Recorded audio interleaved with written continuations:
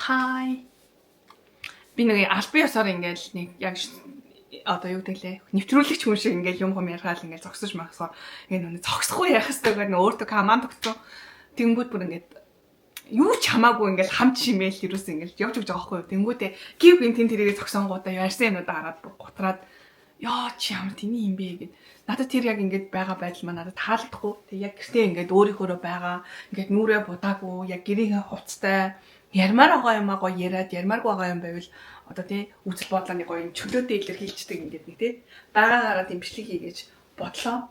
Тэгээд туршиж үзгээд бүр нэг төгс төгөлдөр баригдаад ч гэх юм уу бүр үнэхээр одоо чадахгүй юм байж нэг амар ингээд мие барайл ингэж мөнгө суумаар байна. Тэгээд мухаа сайхан бол сайхан тэгэл байгаагаараа ярих гэж бодлоо. За тэгээд сая амарчлаа. Тэгээд ингээл амарч байхдаа ингээл дээл ухаал ерөөсө босхгүй зав цаг 2 цаг. Тэгээд за ерөөсө босё гэд ганц босч ирсэн шалтгаан маань нэг рил байсан. За тэр рил маань комедиан Амрагийн өнөөдөр одоо хийсэн юм мэдгүй хизээ ярьсан мэдгүй. Тэр ярьсан ярианыхын сэдв нь миний яг стресстэй дэдэг тэр шалтгаан сэдвтэй яг нэг байсан болохоор би бүр ингээд яа Амраа нэр ямар амар лаг юм бэ гэж бодлоо. За тэр нь юу вэ гэхээр Амраа сая ингээд 2 хүүхэдтэй би ингээд гэр бүлтэй Монголд амьдардаг. Тэр манай найз гадаадд амьдардаг. Сингл одоо team залуу надаас мөнгө гуйсан. Тэг би өгөө гэж хэлээд надад мөнгө хангалттай байгаа ч гэсэндээ би чамд бол зээлэхгүй гэд ингээд би шууд хэлсэн. Яагаад гэвэл би тэр хүнийг өөрчлөгдөөсэй гэж бодсон учраас тэрийг хэлж байгаамаа. Тэг би өнөөдөр энэ амьдралыг авч явах гээд ийм одоо амьдралыг ачаа өөрж байгаа мөртлөө ингээд хинээс гоохгүй тэгээд хүн зээлийг үйлзэлэх мөнгө маань хүртэл байгаад юм хариуцлагатай хандж байгаа. Тэр хүн өнөөдөр яагаад ийм байгаа юм бэ гэдэг ингээд тэр хүн өөрөө тэрийг ухамсарлах ёстой шүү дээ гэдэг ингээд ярьж байгаа байхгүй юу.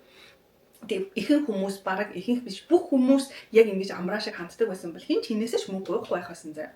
За энэ мөнгө гуйх гэдэг одоо асуудал бол үнэхээр амар хэрэг сэтэрсэн нэг тийм ятаргаатай бүр нэг юм цовлонтой асуудал ахгүй миний хувьд. Миний ингээд өссөн төрсөн орчин ер нь бол бидний нийгэм одоо тухайн үеийн найзлжсэн найз нөхөд бид нар бүгдээрээ ер нь бол нэг тийм бие биенээсээ мөнгө зээлээл ингээл хүнд алфтай юм шиг мөнгө өгөөч тгийж ингэж гээд байдаггүй. Тийм болохоор би хүнээс мөнгө зээлэх дурггүй. Тэгээ хүнд ч мөнгө зээлүүлэх угаасаа дуртай төрөл юм биш. За тэгээд ер нь бол ингээд амьдарч байгаа газар маань олон монголчууд амьдарч байна тий. Олон эмэгтэйчүүдийн дунд амьдарч байна. Тэгээд тэр дундаас одоо ингээд олон эмэгтэй хүмүүс дундаас ер нь ингээд харж исэн ганц зүйл маань нэг тийм бидний үеийнхэн биш сая биднээс дээш үеийнхэн нэг тийм санхүүгийнхаа хувьд ч гэх юм уу би нэг санхүүгийн эрхчлөө ярих гэдэг юм биш шүү. За санхүүгээ яаж хөдөлж авч явах вэ?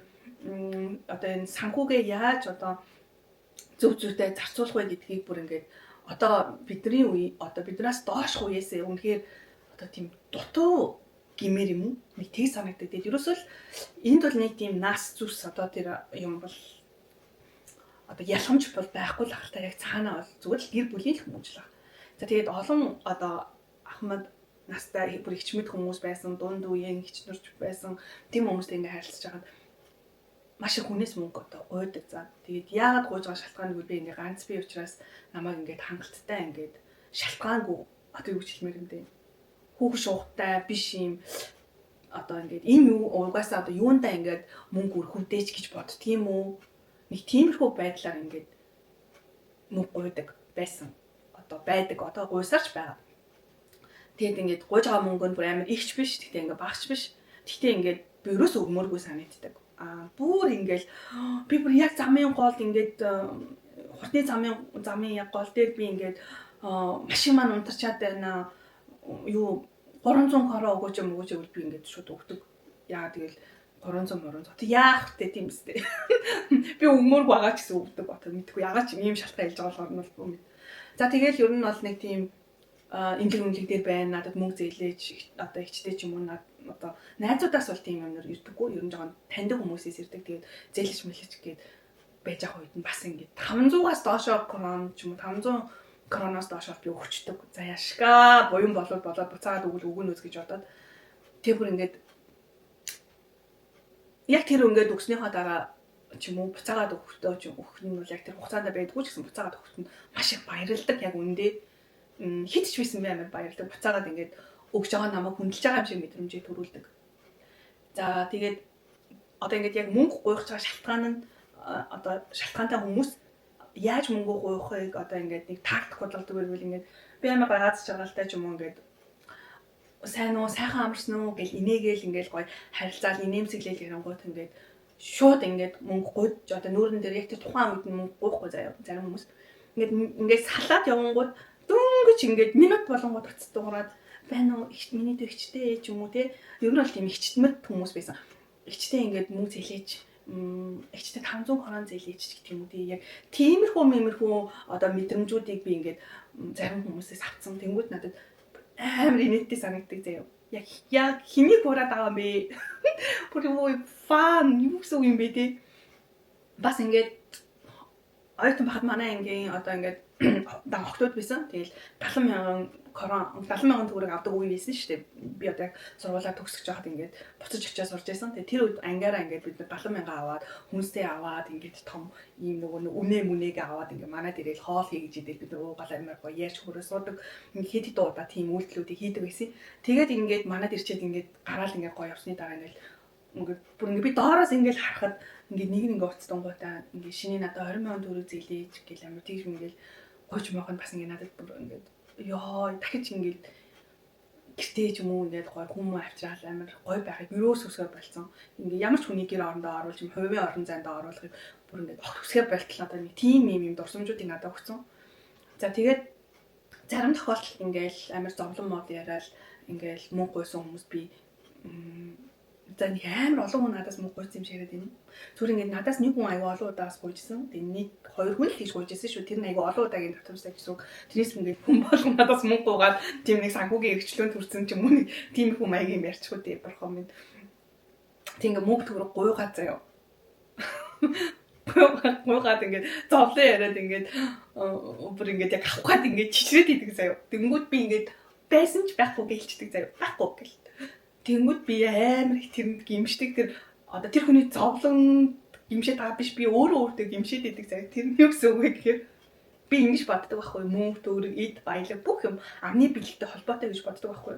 Тэгээд ингээд өөртөө байгаа юмаа би хүн байгаа ч гэж хэлмээр байна, байхгүй ч гэж хэлмээр байна. Зүгээр тэр ингээд миний буйнаар дамжигдаад, надаар дамжигдаад ирсэн зүйл учраас маш их үн цэнтэй зүйл гэж боддог. Тэнгүүд ингээд байсан юмаа би байхгүй, надаа байхгүй гэж байхгүй гэдэг үгийг олон дахин хэлэх нь намайг ингээд өгөөрүүлэн хоосруулаад байгаа тийм нэг юм амны бэлэггүй дараагийн ингээд бүр сайн сайхан зүйл орж ирэхгүй юм шиг нэг тийм сэтгэл бүр гутрал руу оруулцдаг гэх юм уу. Нэг тийм үйл явдлууд бол ингээд болдог.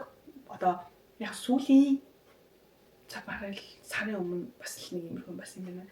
Ер нь бол нэг жилдээ бол нэг 4-5 удаа ингээд нэг иймэрхүү нэг татамжтайгаар иймэрхүү болж исэн. Тэгээд би бүр яг тэрийг ингээд бодохоор миний ингээд стресс амар хөдөлдөг. Тэгээд дотроо би амар уур хүрээд ингээд өдөржингөө бодоод тэр нь намайг амар үл хүндэтгээд байгаа юм шиг санагддаг. За. Тэгээд би эцэгт намайг мөнгөтэй гэж бодоод гуйгаагүй баг зүгээр энэс асуугаад үзье. Гэл нэг бүхнээс асуугаад энэс асуугаад үзье гэж асуусан л хүн баг.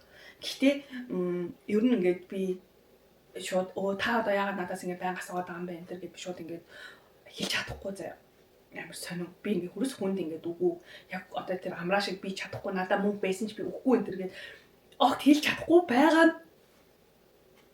би яг ингээд тэрэндээ амар өөрийгөө дордоор мэдрээд идэг. За тэр бүр ингээд яагаад гэдгийг би ойлгохгүй. Гэхдээ ингээд надад ийм ямар тийм сэтгэлийн дарамт шарах үүссэн за. Тэгээ нэг тийм нэг ийм нөхцөл байдал бол ингээд байдаг. Тэгээ би тэрнийг одоо мэдэхгүй. Одоо засч чадах хэсгээ сайн мэдэхгүй байна. Гэхдээ ер нь бол дараачууд одоо шууд хэлнэ гэж бодож байгаа. Би ганцаараа амьдардаг байлаа гэд би та одоо тий танд ч юм уу чамд зээлэх албатай биш ээ. Надад байсан ч үг албатай биш. Гэ шууд хэлж өрөөсөө чадахгүй ингээд байгаагаа одоо ингээд юу гэмт засъя гэж бодож байна. Нэг ийм асуудал надаа ингээд тулгардаг. Тэгээ та нарт ийм асуудал байдгүй. Тэгээ зарим хүмүүс л бүр амар юу яадаг юм блэ? Өстө нэрээ. Би бол тэр нь тэгэж одоо тэгөөж одоо мөнгө төгрөг зээлчээд араас нь хөдөлтөж явдаг хүн биш гэлдэг юм блэ. Тэгээ хүний нутагт байгаа юм чинь бидний ингээд бүх юм үн цэнтэй шүү дээ. Одоо чинь би тэр хүнд өгт 500 короноор ядаж витамин аваад эрүүл мэндтэй ч юм уу хөрөнгө оруулалт хийл та. Намайг маргааш өвдсөн байхад намайг маргааш яатсан ч юм дээ нэг ямар нэг эрсдэл үүрж авах эрүүл мэндийн эрсдэл үүрж авахад тэр хүн юугаа ойлгох юм бэ те. ер нь тэр бусдад өгөхгүй байгаа тэр илүү их мөнгө төгрөгөө ерөөсөө эрүүл мэнд одоо фитнест явдаг ч юм уу өөрийнхөө одоо сэтгцийн эрүүл мэндтэй ч юм уу зарцуулдаг ч юм уу айтайхан 5 кол айтайхан кофе аваад уучмаар биш үү тий. Тэгээ нэг юм баяндаа ч юм уу таргандаа ч юм уу хүнд мөнгө өгöd байгаа юм биш. Ерөөсөө л гуйлгуулж байгаа нь аль аль нь амар зовлонтой байдаг болохоор бид нар энийг ингээд нэг таслан цогсоох бүр ингээ хэрэгцээ энэ нийгэмд амар байгаад байгаа. Өнөөдөр ингээ амраагийн ярьж байна. Ярианаас ингээ сонсон амар нушаа арчлаа. Тэгээд энэ хүртэл ямарчсан өнөөдөр нэг хайлтын тэмдэглэл хөтлөөд оруулъя гэж бодож байна.